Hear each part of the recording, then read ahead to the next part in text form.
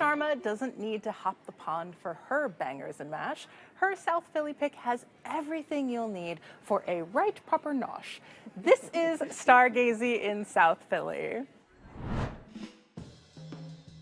My name is Sam Jacobson. I am the chef owner of Stargazy. Stargazy is an English pie and mash shop. Meat pies, mashed potatoes, and we slather it in parsley liquor, which is a parsley gravy, if you like. It's an East London tradition. So we do a lot of other things as well. The full English breakfast we do on Saturday mornings. It's going to really set you up for the day. It's a great hangover cure. We make all our bangers in-house. That's sausages. We import bacon from Ireland, and we use great local bread from Mighty Bread. And we do a very good one. I grew up in London. I moved here when I was about 25. I've been here ever since. I lived here for about 10 years before I opened this place, and I couldn't get this food anywhere, so I decided if I wanted it, I would have to make it myself. Our menu's increased a lot since we opened. We used to just do pie and mash and a couple of other things. Now we do fish and chips on Fridays, we do the breakfast on Saturdays, we often do a Sunday roast, and we sell a lot of frozen stuff and wholesale as well. A woman came in once, and she saw that we had imported Cadbury Easter eggs. She burst into tears, literally flat out bawling in the middle of the dining room. That was pretty rewarding. Snigdha, you used to live across the street from Stargazy, but it wasn't just the convenience that kept you going back. Why did you pick it? Stargazy has one of my favorite desserts of all time, which is why I kept going. It's the sea salt millionaire bar, and every weekend, regardless of whether I would get something savory or not, I would always get a sea salt millionaire bar in the year that I lived there. I had no idea what it was before I went for the first time. I had one, and I was like, what is this beautiful, amazing, like God's creation on earth? It's almost like a Twix, but better.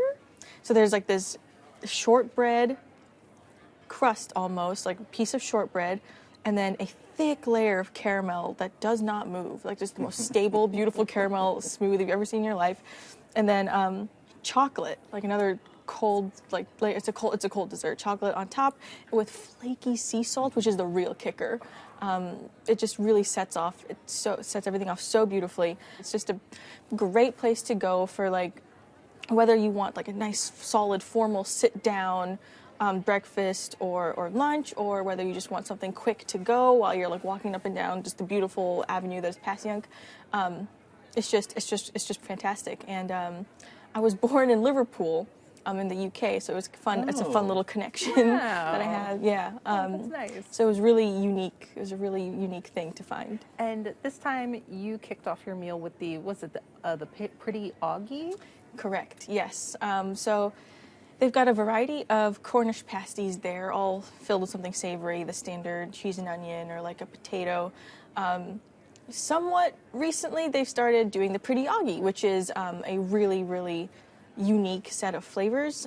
It's like pork tenderloin, streaky bacon, apple, cheese, and onion inside, and it's all dusted with some shaved Parmesan.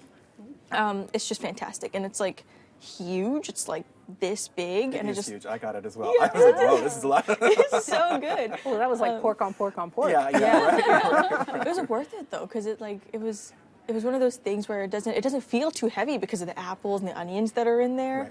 Right. Just a really fantastic pairing of flavors. Pork and apple together. Turns out that's really good. I had no idea. Yeah. Until then.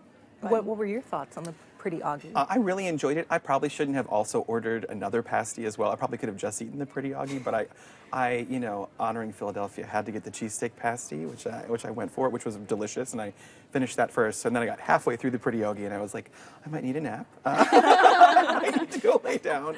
But the food was really, really delicious, really good. I didn't know what meat pies were. Like, I'm looking at this, I'm like, what is a meat pie? And so I asked the person working there, I said, all right, new to coming here, what do you recommend? And they said, well, the traditional beef and onion for sure. And then there was a venison, bacon, and porcini. And so my husband ordered that, and I ordered the traditional, but of course we shared.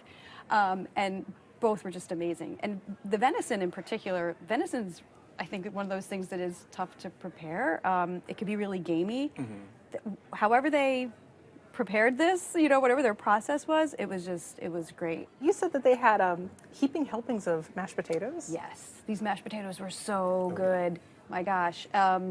In fact, we were so full, we didn't get the dessert, so we have to go back. The mashed potatoes definitely, you know, made from scratch. You could tell. Really complemented this idea of kind of getting like some of the meat, the crust, the potato, all in one forkful. The perfect bite. Yes, yes, very, and you know, while it was a pretty big sized portion, we both cleared our plates completely. They're open Thursday through Sunday. So Friday, Saturday, Sunday, there's like a special like thing that they do each day. So Friday night is fish and chips.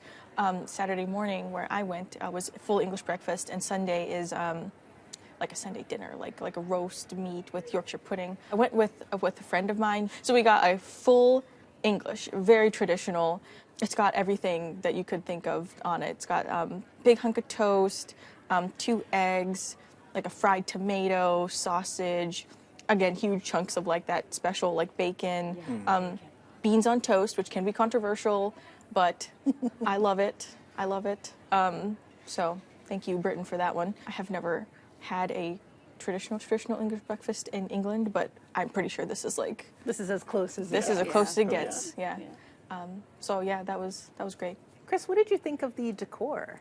I mean, you definitely feel like you're in like a pasty shop. You know, you get the feeling like you're, am I Little Britain? Where am I? You know, which was very fun. And they had a football game on, European football. Okay, I was about to say. Yeah, no, big it was distinction. Not, Are we talking Eagles yeah, or? it wasn't Eagles. It Bend was. It Like Beckham? It was. Yeah, it was Bend It Like Beckham. Exactly. And they've got all that, and they're selling all this like UK-based candy and stuff, and the crisps. The crisps. Yes, it was very cool. And I'm a bit of an Anglophile, so I very much enjoyed that and was just pretending that Doctor Who was going to swoop in and take me away from all of this as I ate my pasty. Did they have like British themed drinks too? They do. Yeah, right. The sodas, I think, were they have all sorts of sodas. They have Iron Brew, which I think is from Scotland, and then they have my favorite one is called Whites. It's lemonade. Apparently, in England, lemonade means like a fresca sort of thing, like carbonated. Right. That's my favorite thing to drink. It goes really well with all like the rich, heavy food. Snigdha, this was your pick. Sum it up for us. Stargazy is a cozy English pastry shop in the heart of Philadelphia's East Passyunk district, where you can genuinely feel at home with what you're eating. And Chris, how would you sum it up? A must-visit spot for Anglophiles who have a richer taste profile, and like something that's going to really leave them feeling full and happy.